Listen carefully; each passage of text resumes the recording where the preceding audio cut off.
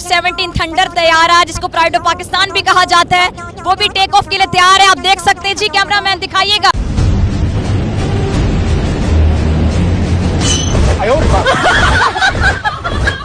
मेरे तो एल लग गए। जब से हमारे पड़ोसी मुल्क पाकिस्तान का जन्म हुआ है, तब से ये कम से कम 4 बार भारत के ऊपर मेजर अटैक कर चुका है। 4 बार भारत पे युद्ध थोप चुका है ये। वाह मोदी जी वाह। हमेशा जीत का सपना लेके भारत पे अटैक किया, लेकिन हर बार टाइम फिश। फिक्र ना करें। मगर क्यों? लोग भूल जाएंगे इसको। और सबसे कमाल की बात तो ये कि अपनी हार को स्वीकारते नहीं है, बल्कि ये कहते हैं हम जीत गए थे, हम जीते थे। हमारे पास था जज्बा ईमानी, उस जज्बा ईमानी की वजह से हो गए थे। जो टैंक छोड़कर वो भाग गए थे, वो टैंक आज हमारी कस्टडी में, पाकिस्तान की कस्टडी में नहीं चलेगा कि ये सब कुछ प्लान पाकिस्तान ने किया था और जानबूझ के ये करवाया गया था। और यही गलतफहमी एक पाकिस्तानी पत्रकार है फिजा खलीफा, उसने पाली हुई है। पाकिस्तान ने भारत को धूल चटा दी, पाकिस्तान ने भारत को शिकस्त दो चार किया। मैं श्योर हूँ इस बात पे, मुझे श्योर है कि पाकिस्तान जीता। नहीं चलेगा। अल्हम्दुलिल्लाह हम पाकिस्तान इंडिया से 1965 में जीते थे। पाकिस्तान में आज भी जंग आपस में लड़ी जा रही है। ये क्या हो गया? ये क्या सुन रहा हूँ मैं? और इंडिया दुनिया से लड़ रहा है। तेरा बाप आया। और पाकिस्तान तो पूरी दुनिया के अंदर झूठ बोलने में माहिर है। इनकी तो कोई मिसाल ही नहीं है पूरी दुनिया के अंदर, कोई ऐसा शख्स हो जो इनके बराबर का झूठ बोल सके। कतई नहीं है भैया, कतई नहीं है। 1965 की जो जंग थी, अफवाज पाकिस्तान ने वो बड़ी खुश इखलाकी से और जुर्तमंदाना अंदाज से जीती। इनका कोई सानी नहीं है झूठ बोलने में। क्या था, पाकिस्तान ने हिंदुस्तान को उकसाया था? नहीं, मैं इस बात को नहीं मानती कि पाकिस्तान ने उकसाया हो। 1965 की वार को लेकर पाकिस्तानी पत्रकार फिजा खलीफा ने करे बड़े बड़े दावे, ऊंचे ऊंचे दावे, और आज वो पहुंच भी गई है एयरपोर्ट के अंदर। अच्छा, आज हम मौजूद हैं पाकिस्तान एयरफोर्स की एक ऑपरेशनल बेस पर। लेकिन फिजा खलीफा का मुंह काला करेंगे हमारे खान सर, जो फिजा खलीफा को बताएंगे सच क्या है और झूठ क्या है। आतंकवादियों को माफ करना या ना करना ये ऊपर वाले का काम, लेकिन आतंकवादियों को ऊपर वाले तक पहुंचा देना ये इंडियन आर्मी का काम। तो आज फिजा खलीफा की खान सर लेने वाले अच्छे से। और आज हम आपको बहुत कुछ यहाँ से दिखाएंगे। उससे पहले ज़रा 1965 के हवाले से मैं बात करना चाहूँगी। 1965 में जब पाकिस्तान को बने हुए 18 साल हुए थे, यानी 2 डेकेड्स पूरी नहीं हुई थी, तो भारत जो कि पाकिस्तान के वजूद को हज़म नहीं कर पा रहा था, भारत की आंखों में खटकता था पाकिस्तान का वजूद, तो भारत ने पाकिस्तान पे हमला करने की कोशिश की, पाकिस्तान को मैली आंख से देखने की कोशिश की। और हमारा मुल्क, जो कि अगर हम देखें फ़ौज के लिहाज से कि हमारे पास तादाद उतनी ज़्यादा नहीं थी जितनी भारत के पास थी। भारत ना सिर्फ रकबे में बड़ा मुल्क था, बल्कि भारत के पास फौजियों की तादाद ज़्यादा थी, भारत के पास इक्विपमेंट बहुत ज़्यादा था, भारत के पास पैसे थे, भारत के पास बजट था। लेकिन हमारी फौजियों की तादाद बेशक कम थी, हमारा बजट कम था, हमारा इक्विपमेंट उतना ज़्यादा नहीं था, लेकिन हमारे पास था जज्बा ईमानी। उस जज्बा ईमानी की वजह से पाकिस्तान ने भारत को धूल चटा दी, पाकिस्तान ने भारत को शिकस्त दो चार किया, पाकिस्तान ने भारत को शिकस्त दो चार किया। Are you comedy?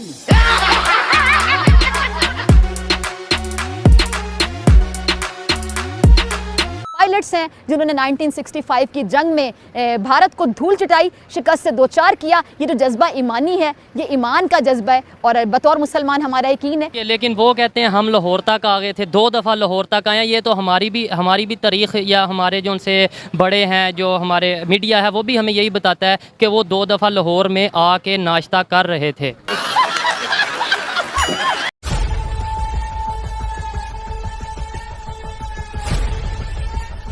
अब पाकिस्तान को लगा कि भारत जो है 1965 के युद्ध में बहुत बुरी तरह से हारा हुआ है, यही 62 के युद्ध में बहुत बुरी तरह से क्या हुआ है, हारा हुआ है। यही मौका है किस पर हमला करने का, भारत पे। फिर से होगा गजवाए हिंद। गजवाए हिंद तोड़ा करते हैं, अजब हाल है। भारत पर क्या किया जाए, आक्रमण किया जाए। और 65 में भारत में पड़ गया सूखा, यहाँ पे भारत में पड़ गया सूखा। और 62 की लड़ाई में हम लोग बहुत बुरी तरह हारे थे, सेना का मनोबल एकदम टूटा था। पाकिस्तान ने कह दिया गुजरात का कच्छ मेरा है, यहाँ पे घुस गया सब पाकिस्तान वाला, यहाँ पर घुस गया। अरे बलवंत राय मेहता का जहाज मार के गिरा दिया सब। बलवंत राय गुजरात के मुख्यमंत्री थे उस समय, मार के गिरा दिया सब वहां। ये बहुत बहुत बवाल हुआ यहाँ पर। लेकिन कच्छ का रण खाली एरिया है, इसमें वो घुसे सब, भारतीय सेना बिछा दिया, उन लोग मर गए, पूरा साफ दूर दूर तक दिखाई दे रहा था, धर धर धर मार के भारतीय सेना बिछा दिया सब यहाँ कच्छ के रण में 1965 की लड़ाई में। अब पाकिस्तानी जो होते हैं सब, याद रखिए बाबू, पाकिस्तानी किसी भी लड़ाई में मजहब को जरूर घुसाएगा। कश्मीर में घुस गए सब पाकिस्तानी, और कश्मीर में घुसकर भारतीय सेना को मारते थे, आगजनी करते थे, बवाल मचाते थे। ये दिखाना चाहते थे कि कश्मीर की जनता भारत में नहीं रहना चाहती है, और इस वजह से पाकिस्तान भारत पर क्या करना चाह रहा है, युद्ध करना चाह रहा है। उसने ऑपरेशन जिब्राल्टर चालू किया। क्या चालू किया? Operation Gibraltar. ऑपरेशन जिब्राल्टर के तहत उसने क्या किया कि कश्मीर को सोचा कि काट दे बाकी के हिस्से में, और बहुत ही बड़ी संख्या में सैनिक भारत में घुस गए। और हमारे सामने समस्या ये थी कि अभी 62 का युद्ध खत्म भी नहीं, मतलब अच्छे से खत्म नहीं हुआ। जवाहरलाल नेहरू का टेंशन से मौत हो गई। जवाहरलाल नेहरू के मृत्यु का कारण भारत पाक युद्ध था, भारत चीन युद्ध, सब जिम्मेदार यही थे। तो दूसरे कौन बोली सुनेगा? ढेर होशियार बनेंगे, गुट निरपेक्ष रहेंगे, एयरफोर्स का यूज ना करेंगे, 20 साल जरूरत है तो 20 साल बोलेंगे। समझ में आया कि नहीं आ गया? भाई जब उसने कश्मीर पर आपके रेडी नहीं हुआ, कश्मीर पर जब रेडी नहीं हुआ तो तिब्बत पे क्या रेडी हो गए? नहीं समझे? आपको भी कहना चाहिए कि हम उसमें अध्ययन करने के बाद हम देखेंगे। यहाँ पर पाक, यहाँ पर कश्मीर, लाल बहादुर शास्त्री उस समय भारत के क्या थे? प्रधानमंत्री। उन्होंने देखा कि तो बहुत दिक्कत की बात, पाकिस्तान के पास कई फायदे थे। उसके पास सेवर जेट थे, उस समय का सबसे खतरनाक विमान था, और उसमें हीट सीकिंग मिसाइल लगी थी, या विंडर मिसाइलें थी साइड में, मारता था कौन? भारत के पास कोई मिसाइल नहीं थी। भारतीय जहाज में बंदूक लगा था और उसके पास हीट सीकिंग विंडर मिसाइलें थी, मार देती थी जहाज की इंजन सूंघ के। अब हवा में तो कहीं गर्मी का सवाल पैदा नहीं होता है, अगर गर्मी है मतलब जहाज का इंजन है, और उसी को हीट सीकिंग मिसाइल थी, विंडर मिसाइलें मार देती थी। पाकिस्तान भारतीय जहाजों को मार के गिराने में सक्षम था। पाकिस्तान को अमेरिका ने पैटर्न टैंक दिया था, उस समय का सबसे खतरनाक टैंक। पूरी एशिया में कोई ऐसा हथियार ही नहीं था जो पैटर्न टैंक को मार के गिरा सकता। पाकिस्तान का मनोबल 7वें आसमान पर, और भारत के सामने सब समस्या। 62 में बहुत बुरी तरह हारे थे। भारत में नेतृत्व की कमी थी, लाल बहादुर शास्त्री आए थे चुनाव से, तो अचानक है ना मृत्यु हो गई जवाहरलाल नेहरू की, ये आए, सूखा पड़ा हुआ था। पाकिस्तान में ऐसी कोई समस्या नहीं थी। पाकिस्तान ने देखा यही मौका है, पाकिस्तान ने यहाँ गुजरात पर हमला किया, कोई फायदा नहीं हुआ, कश्मीर में घुस के पूरा बवाल करा दिया कश्मीर में, और यहाँ ऑपरेशन जिब्राल्टर के तहत घुसा दिया। भारतीय सेना जब आई तो पाकिस्तान को वहां से मुंहतोड़ जवाब देना चालू किया,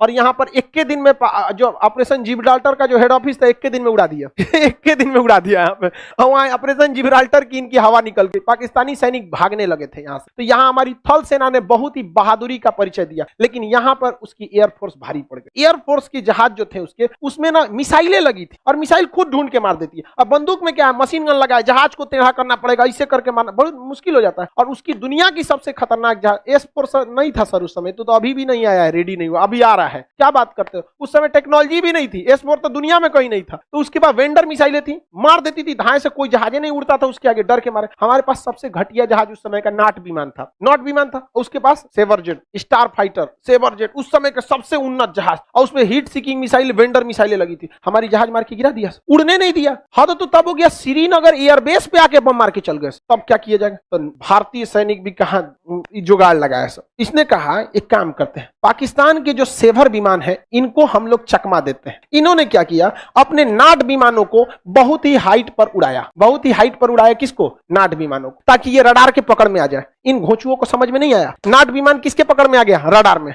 और इन लोगों ने उड़ा दिया किसके खिलाफ? नाट विमान के खिलाफ। अब नाट विमान कमजोर थे और ये स्टार विमान थे, इनका पीछा करने के लिए ये ऊपर गए। अब मशीन गन की लड़ाई में देखिए, हमारे पास मिसाइलें नहीं, हमारे पास क्या था? Machine gun. मशीन गन अगर लड़ाई में रहेगी तो उसी को फायदा होगा जो पीछे है या फिर ऊपर है, धाए धाए मार देगा। अब पता चला आप आगे हैं, अब पिछवा से वो है, तो घूमे के मारेंगे, इसे मार देगा पीछे से, और उसके पास तो मिसाइल है। तो भारत ने फंसाया एयरफोर्स ने, नाट विमानों को क्या किया? ऊपर भेजा। इनको था कि तुम भागा ना, रडार में ये पकड़ा गए, चल गए। और नीचे से भारत ने बाकी के 10 ठो नाट विमान को नीचे से उड़ा दिया। ये रडार में आईबे नहीं किया, इन घोंचुओं को पता नहीं है। ये मारने गया सब उसको, ये मारने गए इसको, ये चल गया सब हाइट से इधर से, ले आइए इधर से क्या हो गया, सब भाग गया सब। इनको लगा कि भाग रहा है भारतीय, मारो गजवाए हिंद। अरे ससुरा गजवा हिंद, तुम्हारा बाप आ रहा है